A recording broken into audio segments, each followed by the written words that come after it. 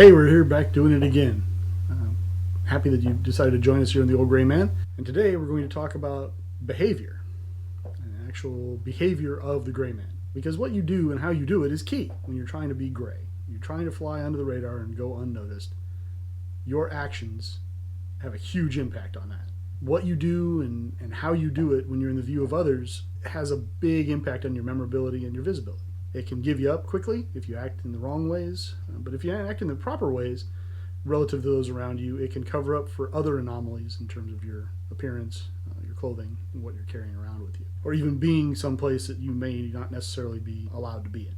So let's jump right into it. First thing I'm going to harp on yet again: obey the law. I have to keep saying this for some reason because it keeps coming up. But this situation, but that situation. The reality is people look for those who are not obeying the law. Especially law enforcement. Law enforcement looks for bad actors. And if you're breaking the law, you're a bad actor. Victims pay attention to who you are. Witnesses pay attention to who you are. Cops looking for you actively. These are all things that are antithetical to being a gray man. So don't break the law. Next step is paying attention. All right, you've got to pay attention if you're trying to go gray. You have to keep your head in the game. You can't just zone out. You really have to perceive what you see, what you smell, what you hear. It's not enough just to see it, smell it, or hear it, but you actually have to process that information. Far too often, if you live in a big city, for example, you hear sirens and it fades into the background. Right? Maybe you smell smoke and you don't pay a lot of attention to it. You see something weird happening and it just goes right over you. I actually had an occasion when I was in federal law enforcement where we were in the midst of arresting a guy at night in a big parking lot during some snow and there's crap on the ground, a lot of slush and what have you.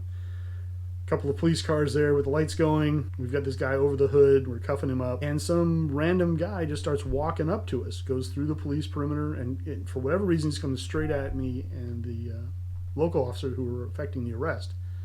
Mind you, I have a submachine gun in my hand pointing at this guy.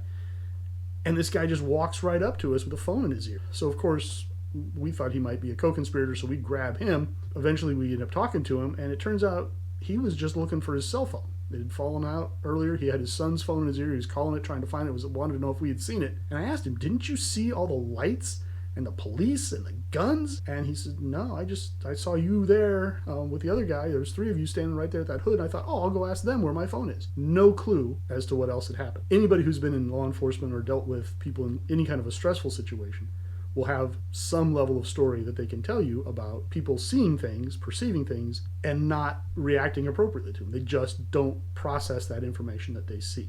Don't be that guy. You need information to make decisions, right? If you're going to make an informed decision, you need information. So pay attention to what your senses are picking up. If you see a disturbance and you're trying to be a gray man, avoid it. Go a different way.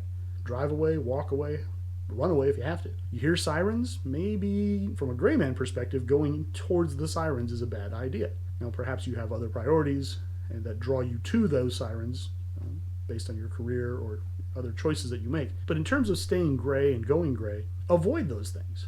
If you smell smoke and you're not supposed to smell smoke, it might be time to turn and head out. You don't necessarily need to know what is going on. If you realize that it's something you don't want to be involved in, make the decision to go away. But you have to have the information. You have to perceive the information and process the information in order for you to make that decision. Generally speaking, when you're trying to go gray, you want to go with the flow when you can. Others are walking around you, walk. Others are running around you, run. Generally, do what the crowd is doing, provided that is in keeping with what you want to be doing.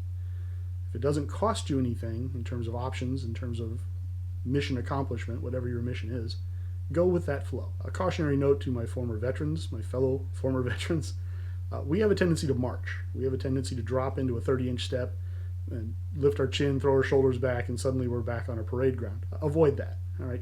Because veterans will see you doing it and they'll know exactly where you got that from, and it'll be a memory point that'll pop up in their head. People who weren't in the military think that's a weird way to walk, and they'll pay attention to that as well. So try to vary your gait or just walk like you're walking as opposed to marching on a parade field. Marines, pay attention to what I just said, please. You know who you are. That goes hand in hand with confidence. Right? As you're going about your life and moving around, be confident.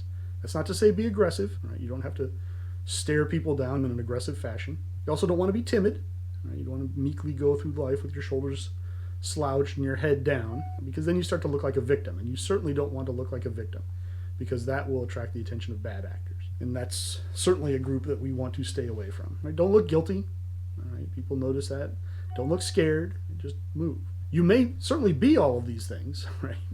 Any or all of those may apply to you.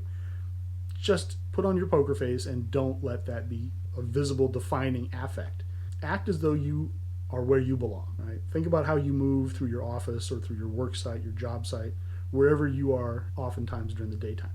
Move like that. It means keep your head up. Okay, eyes, generally you want to keep them around chest level. You can occasionally glance up at faces, but don't stare. Watch their hands. That's an often repeated bit of advice in law enforcement. Watch their hands because it's the hands that will hurt you. So pay attention to people's hands. When you do try to look at faces, gauge intent. Is the person you're looking at paying attention, or are they hyper-focused on something? Are they hyper-aware of something? Are they hyper-aware of you? Has anyone flat out targeted you? Right? Is somebody moving through a crowd directly at you with ill intent written all over their face? Right? If you're an adult and have lived any length of time in this world, you can understand these cues. When you do look at people, don't linger, don't stare. Take a look, take a glance, look as long as you need to, and move your eyes on, because otherwise people will notice being looked at and then they will pay attention to you. So generally let your vision slide over things, but see what you're looking at. Avoid being drawn into random conversations. Right? If you're moving through the world, unless there's a specific reason to have a conversation, don't. Generally speaking, a conversation is going to slow your movement, perhaps stop your movement. It's going to fix your attention on the person you're conversing with and not on your surroundings.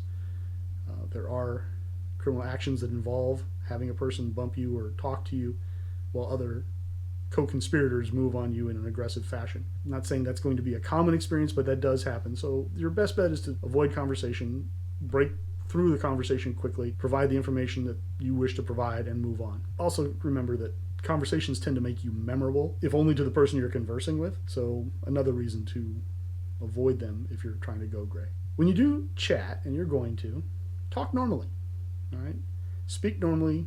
Don't shout or don't whisper unless that's appropriate to the environment, and you have to do those things. Speak clearly so that you're understood easily, so you don't have to repeat yourself, so the conversation can end rapidly without seeming like you're rushing to get out of the conversation. And if you can, use the local accent. I live in the South, but I'm from California. I have a fairly non-regional accent, which stands out where I live. Not a lot, but people will notice, especially hardcore, long-term Southerners will, if I'm engaged in any kind of lengthy conversation, will ask me where I'm from. So if you have the capability, utilize it. If you can, use that local accent to the extent that you are capable of using that local accent.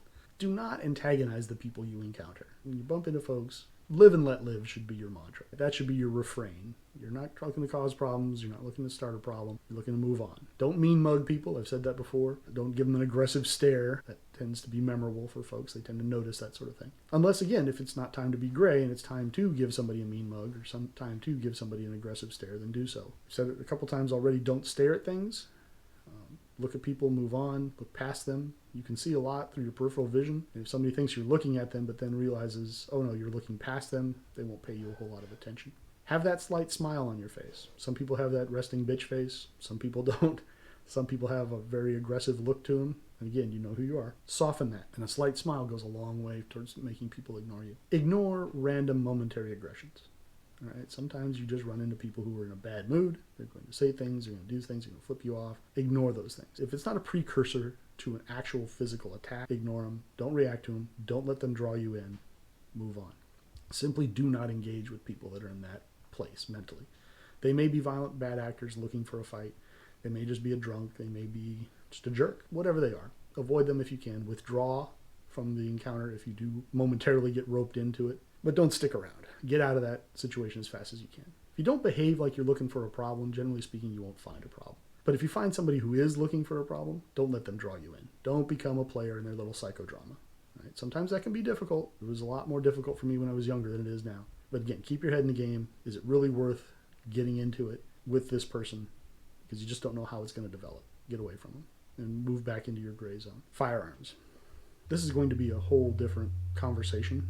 But if you carry a firearm for protection, my first bit of advice is keep it concealed. I absolutely support the right for people to carry an unconcealed firearm. Open carry as a right, in my mind, is absolute. It's also, in my mind, a practice that I avoid passionately. A concealed weapon has the advantage of surprise And that's a huge force multiplier. An unconcealed weapon is an intention getter. Right? It draws people's attention.